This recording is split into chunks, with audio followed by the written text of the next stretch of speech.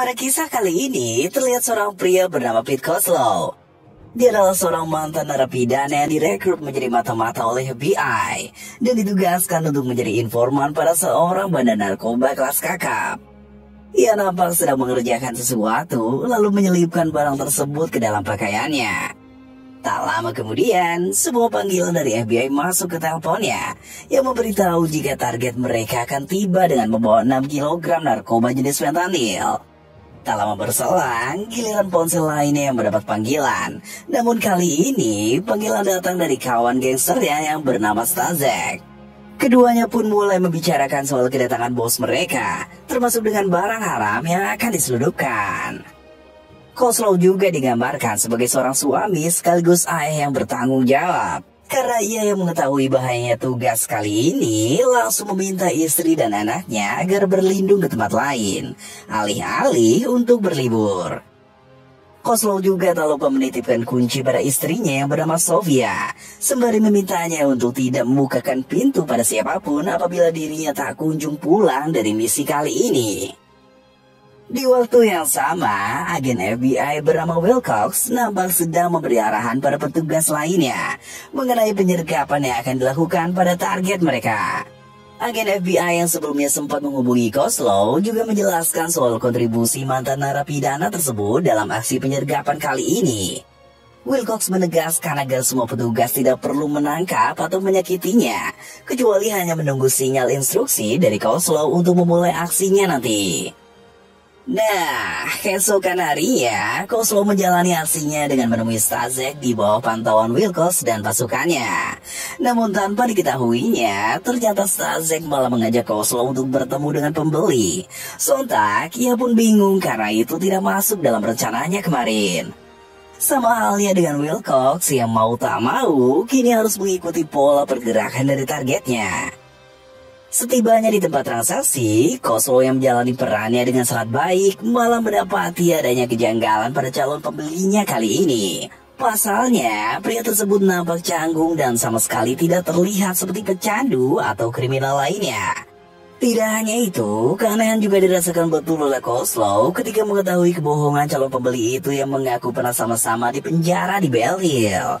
Alhasil, Kozloff pun meyakini jika pria yang ada di depannya merupakan anggota polisi yang mungkin saja sedang bertugas namun tak mengetahui siapa Kozloff sebenarnya. Dengan perlahan, Kozloff berusaha memperingati polisi itu agar meninggalkan tempat tersebut. Karena bagaimanapun juga, nyawa polisi itu bisa saja terancam. Namun respon mengejutkan malah ditunjukkan oleh polisi penyamar itu dengan mengeluarkan pisau seolah ia ingin menakut-nakuti Kozloff. Bukannya berhasil kabur dan menyelamatkan diri atau menangkap kawanan Kozloff, polisi itu malah tumbang setelah tembakan Stazek berhasil mengenai tubuhnya. Mendapati aksi tersebut, Kozloff pun kesal karena skenario awal yang telah disusunnya bersama Wilcox menjadi berantakan. Ia lalu keluar dari tempat tersebut dengan alasan ingin merokok yang sebenarnya merupakan kode dari Kozloff agar Wilcox dan satuannya bisa segera mengamankan tempat itu.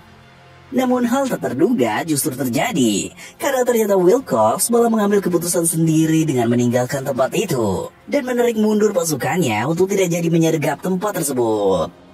Usai membereskan mayat polisi tadi, Kozloff dan kawanannya kini tiba di markas sang gembong narkoboy yang diketahui bernama Richard Klimek. Dengan beringas, Klimek memukuli Stazek karena dianggap telah mengancam bisnisnya, menyusul aksi penembakan pada polisi tadi. Lain halnya dengan Kozloff, ia mau diperintahkan Klimek untuk menyerahkan diri pada polisi. Karena menurutnya, dengan cara tersebut, maka kasus penembakan tadi tidak akan diusut terlalu jauh oleh polisi, yang bisa saja mengacaukan bisnisnya. Bahkan Klimek juga menjamin jika masa tahanan Kozloff tidak akan berlangsung lama, karena ia pun telah menyiapkan tim pengacara untuk mempersingkat masa tahanannya. Namun, ternyata rencana tersebut tidak hanya sekedar untuk menutupi kasus penembakan tadi saja.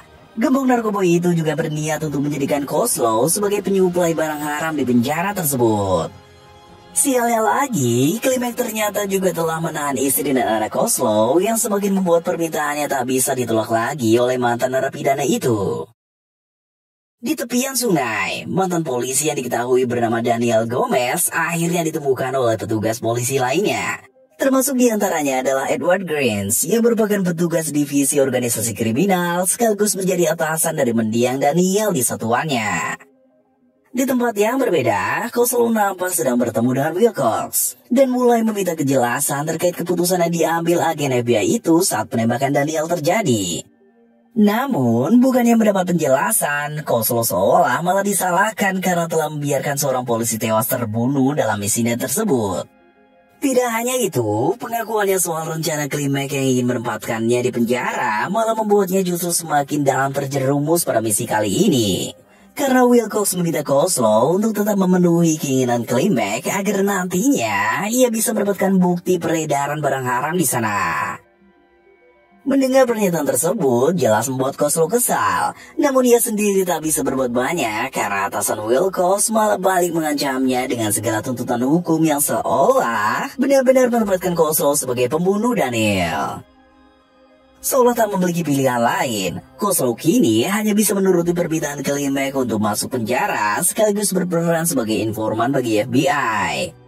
Namun tanpa diketahui oleh siapapun, ternyata Kozlow telah mengantisipasi semua kejadian yang dialaminya. Hal ini terlihat dari percakapannya dengan FBI yang selalu ia rekam dalam kaset pita.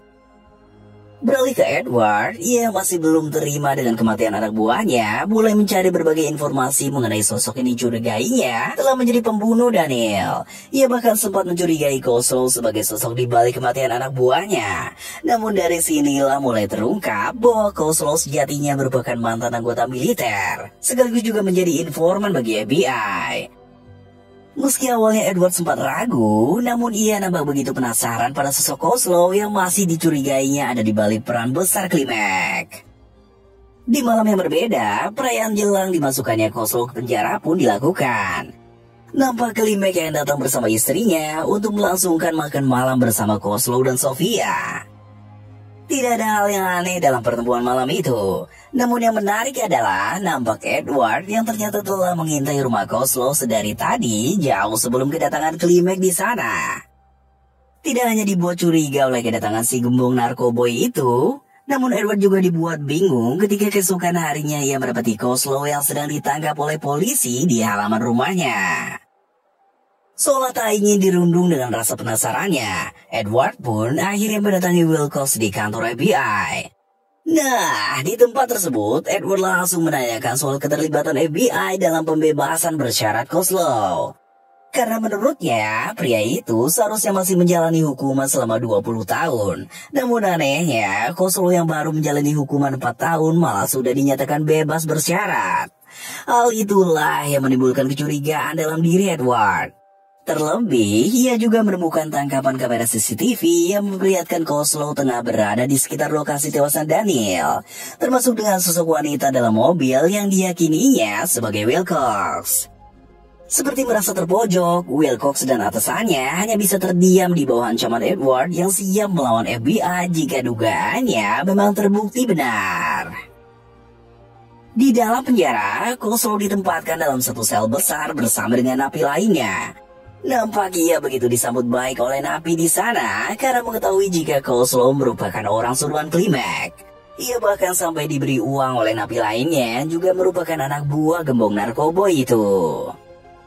Sementara itu, di tempat lainnya, Sofia terlihat tengah memasukkan bungkusan barang haram ke dalam bangkai burung merpati, yang kemudian diangkut oleh drone dan dijatuhkan tepat di atap area penjara. Ternyata, ini merupakan siasat yang dilakukan Klimek dalam menjalankan bisnis peredaran barang haram di penjara.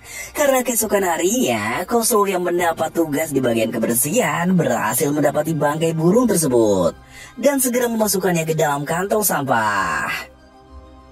Beralih ke Edward, ia masih terus melakukan penyelidikannya, kini menghampiri toko milik Sofia dan langsung menanyainya soal kasus yang menimpa Kozlow. Namun sayangnya, Sofia masih belum terlalu terbuka, bahkan ia sampai mengusir Edward dari tempat tersebut. Seolah tak ingin ada hal lebih buruk lagi menimpa keluarganya. Mendapati penolakan dari wanita itu, Edward pun lalu meninggalkan kartu namanya dengan berharap agar Sofia bisa menghubunginya jika sesuatu terjadi pada wanita tersebut. Edward juga mengatakan jika dirinya akan mengusut tuntas kasus yang menimpa Kozlow, bahkan bisa memperjuangkan kebebasannya apabila Sofia bersedia membantunya. Kembali ke Koslow, ia yang mulai bisa mengedarkan barang haram di penjara, malah kini dihampiri oleh salah satu napi dari geng lainnya diketahui bernama Fermin. Ternyata napi itu hanya ingin menghubungkan Koslow dengan Edward melalui panggilan radio. Dari sinilah Edward secara terang-terangan mengatakan jika tak lama lagi ada geng lainnya di penjara yang akan menghabisi Koslow untuk memberikan informasi apapun mengenai kematian Daniel. Perkataan Edward nampaknya bukanlah sekedar gertakan saja. Karena tak lama dari itu, Koslow pun digiring ke salah satu ruangan dan langsung dihajar tanpa ampun oleh sejumlah napi lainnya. Termasuk salah satunya adalah petugas sipir penjara. Pria itu bahkan sampai digantung pada sebuah tali untuk membuat siasat seolah kematian Koslow merupakan tindakannya sendiri.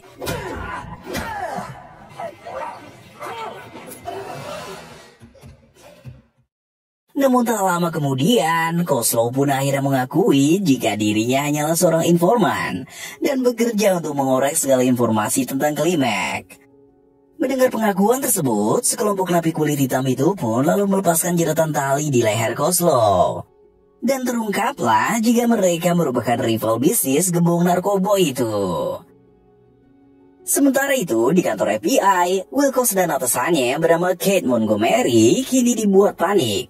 Karena ternyata Edward benar-benar melakukan aksi nekat dengan mendatangi langsung penjara Bell Hill yang menjadi tempat Koslow dihukum.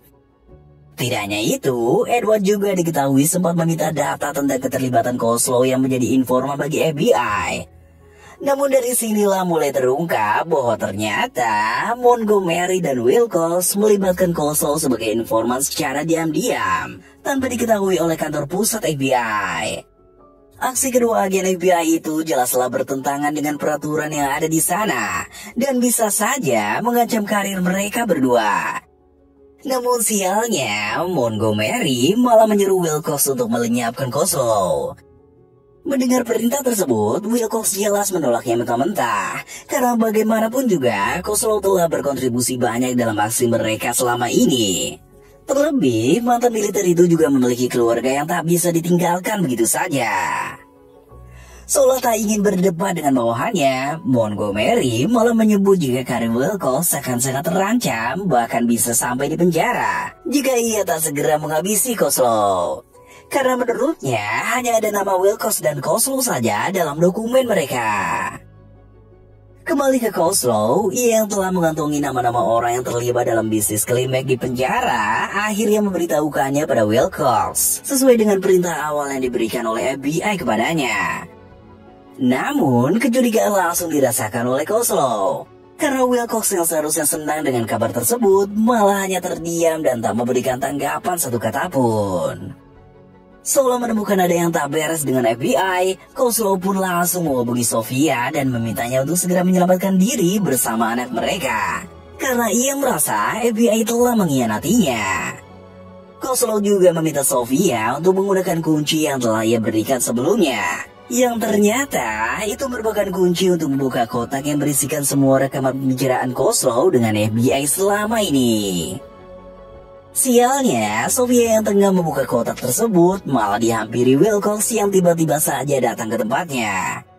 Agen FBI itu juga langsung mengambil semua kaset tersebut dan memutarnya di dalam mobil. Entah apa yang dipikirkan oleh Wilcox, ia nampak sangat kebingungan dan bimbang ketika mendapati hasil rekaman yang selama ini disimpan Koslow tanpa sepengetahuannya. Di waktu yang sama, Klimek yang telah mengetahui kedok asli Koslow pun akhirnya memerintahkan anak buahnya yang ada di penjara untuk menghabisi Koslow. Namun, beruntung bagi Koslow, ia yang sempat mendapat serangan dari salah satu napi malah berhasil melumpuhkannya. Bahkan ia sempat membuat kekacauan dengan menyandera seorang sipir.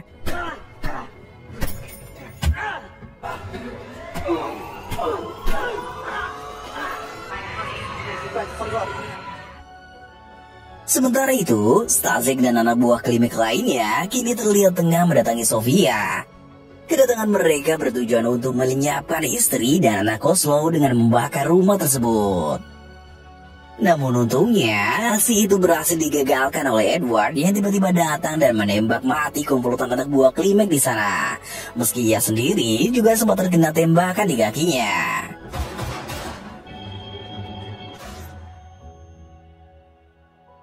Kembali ke Kozlov, ia yang telah terkepung malah dengan cerdik menukarkan pakaiannya dengan seragam sipir yang disandaranya tadi untuk mengelabui sejumlah petugas yang akan menangkapnya. Melalui siasatnya tersebut, sniper yang berjaga akhirnya melepaskan tembakannya ke arah sipir yang tengah mengenakan pakaian narapidana. Tembakan itu juga yang secara tak langsung juga telah memicu ledakan pada tabung gas yang telah dipasang Kozlov sebelumnya. Alhasil, sebuah ledakan besar pun terjadi tepat di ruangan tempat Kozlov berada.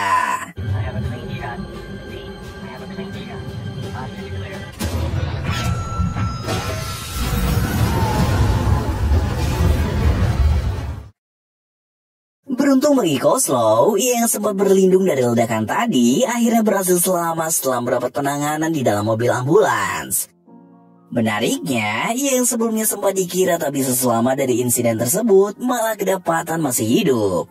Dan hal itulah yang membuat Wilcox berinisiatif untuk membebaskan Kozlov dengan membekalinya pistol seolah-olah agen FBI itu sempat diancam oleh pria tersebut.